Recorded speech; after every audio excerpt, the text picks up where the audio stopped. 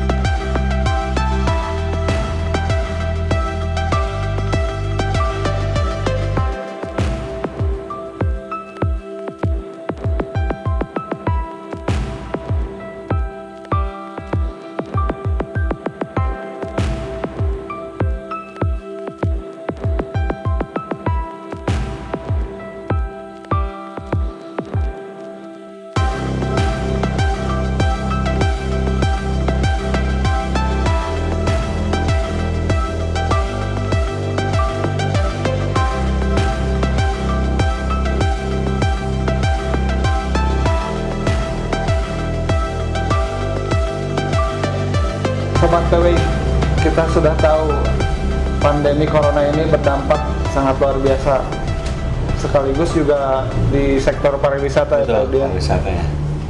Kita tahu semua daerah terdampak, kunjungan wisatawan menurun karena mobilisasi masyarakat juga terhenti.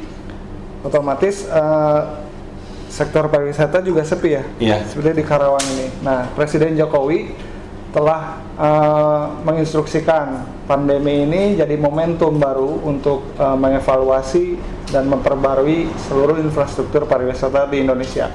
Nah, tentunya di Karawang. Nah, kita tanya kepada Pak Yudi nih, apa yang akan dilakukan di Karawang? Terima kasih. Kami coba menjelaskan kaitan dengan kepariwisataan di Kabupaten Karawang. Memang perlu kita ketahui bersama bahwa dengan kondisi pandemi COVID-19 ini sangat berpengaruh, berdampak kepada sektor pariwisata, di mana sektor pariwisata ini ada penurunan dari kunjungan itu sampai 65%. 65%. Kemarin ini kita sudah evaluasi kembali di 2019, kunjungan wisatawan yang datang ke Kabupaten Karawang itu hampir 1 juta lebih. Dalam setahun. Sekarang ini sudah baru 300-400 orang semenjak pandemi. Nah, mulai dengan adanya instruksi dari Gubernur, dengan adanya Perbu 41 2020 dan surat keputusan Kepala Dinas Pariwisata tentang kepariwisataan, ini sekarang sudah mulai bergeliat pengunjung, tapi tidak menutup kemungkinan dan kita sarankan itu supaya protokol kesehatan itu dijaga. Artinya ada batasan-batasan, tidak mencapai 100%, hanya pembatasan 50% saja dari sektor pariwisata dalam kunjungan untuk fasilitas di tempat pariwisata itu juga. Nah, mengontrolnya seperti apa, Pak? Kami sudah menginstruksikan kepada pengelola destinasi wisata dan kami sudah melaksanakan evaluasi setiap 14 hari sekali. Kita evaluasi baik dari tempat wisata, perhotelan, terus edukasi permainan anak. Cuman memang sampai saat ini untuk yang tidak boleh beroperasi ini yaitu THM, tempat hiburan malam, itu belum kita keluarkan, setujui arahan dari tim COVID gugus tugas, termasuk juga destinasi wisata permainan anak-anak seperti kolam renang itu kami belum mengizinkan. Pak, tahun 2015 nih Karawang sempat populer dalam situs Agoda. Karawang ini masuk 10 besar destinasi wisata baru yang menjadi favorit anak-anak muda. Karena kaya akan alam, Pak. Jadi ada gunung, ada laut. Banyak pelancong-pelancong generasi muda yang berkunjung ke sini dari Jakarta, dari Bekasi dan sekitarnya.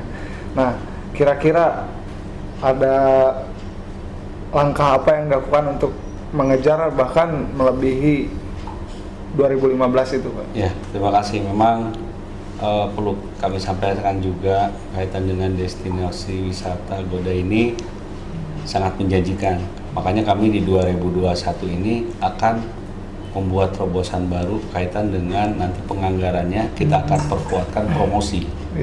Promosi ini memang di Karawang ini terus terang untuk banyak tempat destinasi wisata, semuanya ada di Karawang. Memang kita kekurangan promosi. Nah, nanti di 2021 insya Allah kalau memang pandemi ini sudah berakhir, promosi ini akan kita perkuat. Dan kami juga sudah komunikasi dengan beberapa pihak, terutama kawasan KIC. Kami juga ingin ada promosi para wisata itu nanti di sana. Dan kedua, kebetulan kami juga sudah membuka rapat kerja Kopepat, pengelola destinasi wisata. Mereka itu sudah beberapa multi program di tahun 2021. Dan di sini kita perlu kita ketahui ada 70 destinasi wisata sebenarnya. Semuanya ada di gunung, laut gitu kan, religi, industri. Nah itu nanti kita kembangkan, di mana RBJMD ini kan 7 destinasi wisata memang belum tercapai 100% karena memang selama ini adanya pandemi. Nah, nanti insya Allah di 2021 kita akan lanjutkan dan kita kejar sekarang ini yang Puncak Sempur dulu nih. Puncak Sempur ini sudah posisi kedua. Anugerah Pesona Indonesia. Ya, Anugerah Pesona Indonesia ini sudah posisi kedua dari 10. Kita dengan Pemalang. Dengan Pemalang. Ini perbedaannya setiap hari itu 150. Mungkin kepada sobat PWI nih. Oh ya, kepada sobat PWI kami dari Dinas Pariwisata dan Kebudayaan Kabupaten Karawang mohon dukungannya kaitan dengan pelaksanaan di mana Puncak Sempur ini menjadi Anugerah Pesona Indonesia termasuk 10 besar di Indonesia dan sekarang ini posisinya di kedua. Mohon dukungannya. Jadi nanti teman-teman atau yang akan memberikan dukungan cukup lewat WA. Nanti itu kami membutuhkan sekali dukungan dari teman-teman sekalian. Jangan lupa voting, terus share sebanyak-banyaknya foto, video mengenai Puncak Sempur. Dan itu jadi faktor penilaian, Pak ya. Makin viral makin bagus, Pak. Bagus, karena waktunya ini cukup lama sampai tanggal 31 Desember 2020 batas ini ya. Masih ada waktu. Nah, ini Pak ada yang unik, Pak. Sobat PWI juga mungkin baru dengar ya. Ada industri pariwisata di kawasan industri. Itu turisnya ngapain, Pak? Ya gini, jadi kawasan pariwisata di kawasan industri ini karena di area-area industri ini kan banyak tempat-tempat yang kira-kira itu menjadi objek pariwisata seperti danau, adanya pemakaman, terus adanya restoran itu, terus adanya kemarin dari pihak Toyota juga menawarkan ada semacam destinasi wisata buatan mereka, jadi kita akan kerjasama dengan mereka. Nah, nanti memang kita akan uji coba, akan kita kunjungi dulu dengan Kabupaten Bekasi karena di Cikarang itu sudah berjalan Oh, ada. destinasi wisata Destinasi industri. wisata. Ya. Nah itu bisa ada bocoran nggak kepada sobat PW ini? Bisa melihat apa di sana? Perakitan mobil atau main-main aja? Jadi di sana ini kita akan bekerja sama dengan pihak dinas pendidikan, di mana murid-murid ini atau pelajar sekolah ini bisa berkunjung ke pabrik-pabrik, mungkin melihat tata cara pengepekan atau pembuatan satu kendaraan atau produk yang ada di kawasan industri itu. Jadi tidak hanya tamasya tapi juga ada edukasi. Edukasi, juga, ya? ada edukasinya. Jadi sekaligus belajar. Ya betul, dan perlu kami sampaikan juga nih teman-teman dari PWI dan pemirsa bahwa memang perlu kita ketahui bersama kaitan dengan kampung budaya. Oh iya. Ya, ini kampung budaya ini memang tempat yang sangat strategis kalau memang pengelolaannya. Kemarin itu kami sudah berkunjung ke sana dengan tim dari Kementerian PUPR, di mana di sana itu akan ada pembuatan rumah susun. Nah, rumah susun itu di samping kampung budaya. Nah, kami sudah meminta ke pemerintah pusat untuk pengelolaan kampung budaya ini berintegrasi dengan rumah susun. Jadi kita akan serahkan kepada pihak ketiga karena memang pengelolaan kampung budaya oleh pemerintah daerah ini cukup besar biayanya. Jadi kita kerjasama dengan Kementerian PUPR. Ada satu lagi sebenarnya Pak, Karawang ini kan sejak 2015 kita pantau ternyata ada Pak pariwisata yang fotografi, tapi dia objek-objeknya itu yang bencana-bencana Pak, jadi ada alirannya tersendiri. Itu ada yang suka motret-motret rumah hampir roboh, yang korban-korban abrasi. Sekarang kan makin parah nih Pak, ada memang sengaja atau itu gimana sih Pak? Mereka itu ada satu komunitas, ada satu komunitas perkumpulan fotografer yang tadi khusus pemotoan masalah bencana. Tapi tidak harus direspon bencananya, jadi karya seninya. Kemarin kita sudah berkomunikasi dengan mereka, jadi ada satu perkumpulan para fotografer itu. Ya. Dan objeknya kan itu juga dramatis Pak, ada rumah hampir roboh diterjang ombak gitu kan jaraknya. Tapi kami meminta untuk meminimalisir kaitan dengan hasil-hasil pemotoannya. Gitu. Ya. Jadi dibuat menarik lah, bukan dibuat orang khawatir dengan lihat hasil fotonya. Gitu. Tapi lebih menonjolkan sisi artistiknya mungkin. Betul. Jadi Karawang juga punya objek foto yang banyak sekali ya Pak, mulai dari gunung, banyak hewan-hewan juga di pegunungan, ada hewan-hewan langka juga. Kalau fotografer alam liar bisa ke sudah komplit lah di Karawang ini, banyak sekali. Ada burung rangkong kayak, banyak. Ada lutung, ada owa Jawa, banyak binatang-binatang dilindungi yang bisa jadi objek foto ya. Pemirsa PW Karawang TV, sobat PW Karawang TV, kalau ada yang hobi fotografer yang akan mau menekuni fotografer alam liar bisa berkunjung ke sana. Jangan lupa bawa lensa tele ya Pak ya. Iya betul. Karena kalau lensa biasa nggak akan nyampe. Pemirsa PW Karawang TV, sebentar lagi Karawang akan berulang tahun ke 387. Nah, itu apa yang spesial Pak nanti Pak? Kalau untuk situasi pandemi corona saat ini memang kita tidak akan merayakan seperti tahun kemarin, tapi ada perayaan di mana perayaan ini kita akan tempuh informasi dari panitia HBN daerah bahwa itu ada program 5, ada pemancingan, terus biasa sidang paripurna, dan itu ada pentas seni nanti. Pentas seni itu di Plaza Pemda. Itu namanya plakat kuning emas, itu kandang sapi pada saat penyerahan dari Raja Mataram ke Raja Pajajaran. Nanti kita akan ilustrasikan di tarian itu. Jadi mereka ulang peristiwa masa lalu saat penyerahan kekuasaan dari Mataram ke Pajajaran di loji ya? Plaza Pemda nanti ininya pelaksanaannya. Tapi kalau flashback sebelumnya di loji ya. Betul. Itu prasasti kandang sapi. Iya, prasasti kandang sapi. Nah, pemirsa, jadi tahu kan sejarahnya. Iya. Nah itu pertunjukannya malam atau gimana? Siang. Siang. Siang. Siang. Nah kesenian lainnya apa lagi Pak yang akan ditampilkan? Tidak ada, karena kita hanya pembatasan waktu dan pembatasan personil ya. Jadi nanti tetap ada proses tarian. Terus kedua juga mungkin itu ada pembacaan Kerawang, sajak Kerawang, dan itu sejarah Kerawang. Itu akan dibacakan oleh Pak Sekda nanti semuanya. Secara tutur. Ya.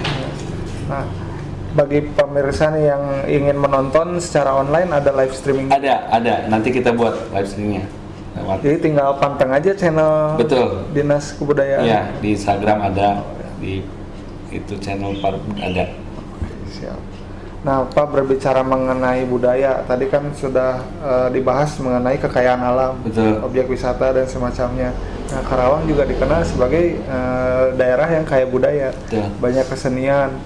Kita tahu betapa tersohornya Abah Suwanda, penabuh almarhum, penabuh gendang sampai ke Perancis, dan berkontribusi besar dalam pelestarian Jaipong. Nah, Pak, di Karawang ini ada berapa kesenian tradisi sih yang masih bertahan saat ini? Sampai saat ini kami mengeluarkan satu izin untuk kelompok seni, itu sudah mencapai dari mulai 2015 sampai hari ini itu 1.200 kelompok seni. Itu tuh bergerak dalam bidang apa? Seni tradisi semuanya Kerawang. Kerawang. Tapi ada di beberapa itu lokasinya di 30 kecamatan. Kemarin juga kami sudah audiensi dengan pengrajin wayang golek, karena pengrajin utamanya ini kan sudah meninggal, terus diwariskan ke murid-muridnya. Dan insya Allah nanti kita di 2021 ini akan kembangkan, karena yang namanya wayang golek ini perlu kita ketahui bersama bahwa seniman wayang golek ini Pak Cecep Sastra ini sudah tidak ada generasi penerusnya. Terus kedua, kemarin juga kami dapat informasi bahwa di sini juga ada khas pencaksilat Kerawang, namanya asli. Godot ya. Pencaksilat Godot ya. Pencaksilat Godot seperti apa nanti kita akan audiensi dengan mereka di jam 1 atau jam 2 siang. Nah ini mereka dari mana Pak? Itu dari tersebar di seluruh kecamatan. Pusatnya di Cikampek benar? Pusatnya di Cikampek. Ya, yang membedakan apa sih Pak? Sampai saat ini saya juga belum tahu nih yang membedakan pencaksilat Kerawang asli ya seperti apa. Nanti kami juga akan meminta kepada mereka seperti apa bentuk gerakannya, demonya. Gitu. Sobat PWI, di Karawang ini kabarnya bakal muncul destinasi wisata baru. Nah, lokasinya dekat dari Pemda Pak ya. Dulunya rumah dinas kalau nggak salah. Nah, itu bakal ada apa aja sih di situ Pak? Itu nanti rumah galeri. Di sana itu ada peninggalan purbakala, peninggalan sejarah Kerawang. Nanti semua dipusatkan di sana. Terus kedua, semua produk UMKM, semua produk sejarah Kerawang itu akan ditempatkan di sana. Dan kami punya rencana, kita sudah komunikasi dengan Dinas Perikanan Kelautan bahwa menurut informasi dari Kementerian Kelautan itu bahwa di sana itu ada kapal VOC. VOC di mana di dalamnya itu terdapat harta karun. Dan itu akan ada pengambilan. Kita tinggal nunggu hasilnya seperti apa, tapi ada beberapa masyarakat di lingkungan itu sudah mendapatkan benda-benda purbakala. Nah, nanti kita akan pengelolaannya, kalau memang kita sudah serahkan sepenuhnya ke pemerintah daerah, berarti Dinas Pariwisata dan Kebudayaan ini akan mengelola. Nanti kita akan siapkan di sana itu guide, terus pengelolaannya seperti apa, nanti kita akan tata kembali. Nah, Sobat PWI yang belum tahu, ternyata sekitar abad 18 atau abad 17 kabarnya pernah ada satu kapal VOC serikat dagang dari Hindia Belanda yang karam terdampar di perairan Karawang. Nah, rupanya artefak-artefak dan sejumlah peninggalan masih tersisa. Masih ada. Bahkan warga di sana juga sudah pernah menemukan satu nelayan di sana lokal. Nah, Itu selain koin emas, apalagi Pak? Ada tempat semacam mangkuk, terus bejana. ada tempat semacam kotak gitu kan, terbuat dari zaman-zaman dulu. Bukti. Ya. Nah, rencananya akan dipamerkan di galeri. Di galeri, kalau memang itu sudah terangkat semua hasilnya, nanti kita tinggal tunggu saja. Nah, selain artefak dan benda sejarah, ada apa lagi Pak di sana? Di sana itu ada tempat-tempat semacam apa ya, air gitulah. Jadi kayak bentuknya bulat gitu. Tapi di sana lebih banyak benda-benda koin aja. Nah, ya kan? sementara ini benda-benda bersejarah yang pernah terpendam di Karawang ini di mana posisinya Pak saat ini? Sekarang ini ada sebagian di Cirebon disimpan, ada sebagian di Kementerian Kelautan. Nanti akan ada serah terima. Ada pemburu harta karun nggak Pak yang Tidak ada, tidak ada. Jadi Tidak ada udah pemburu harta karun ya. sudah diambil semua gitu? Iya, Sudah dari diamankan Kementerian Kelautan itu sudah membentuk tim. Nah, pada bocoran nggak Pak tahun berapa kira-kira mulai Kalau buka? awalnya kan di tahun 2020 semenjak kemarin ada kunjungan ya dari kementerian, tapi situasi yang memang ini pandemi ini sangat berdampak sekali lah. Sekali lagi Semua ya. sektor. Iya. Jadi mudah-mudahan di 2021 ini sudah bisa sudah bisa bekerja, sudah bisa difasilitasi, sudah bisa digarap di 2000 karena rumah galerinya sudah ada. Nah, itu rencananya akan gratis atau ada tiket Pak? Sampai saat ini kita belum bicara tiket atau gratis, yang penting kita menarik dulu wisatawan. Selama ini kita bicara dengan Disdik, karena ini banyak pelajar yang harus kita raih dan nanti kunjungannya ke sana. Nanti belum bicara mengenai bayar atau tidak, gratis atau tidak. Nah, berbicara soal pendapatan di sektor pariwisata nih Pak, dari sekitar berapa 70-an? Iya. 70-an destinasi wisata itu sebenarnya menguntungkan nggak atau berkontribusi nggak kepada keuangan daerah? Jadi gini, anggaran yang dikelola oleh Dinas Pariwisata dari sektor pariwisata saja itu kita anggarkan awalnya PAD-nya 500 juta. Tapi dengan situasi kondisi pandemi itu baru kita anggarkan 160. Dan realisasi hari ini baru 29 juta. Jadi selama dari Januari sampai bulan ini hanya 129 juta. Sekali, Pak. Iya. Jadi banyak pemasukannya yang kurang lah semenjak ini. Nah, untuk menggenjot pendapatan di sektor pariwisata nih Pak, ada langkah tertentu nggak, misalkan surat kerjasama dengan pihak yang punya lahan atau gimana? Memang betul banyak destinasi wisata yang dikelola oleh pihak-pihak lain, terutama seperti perhutani, swasta, perorangan.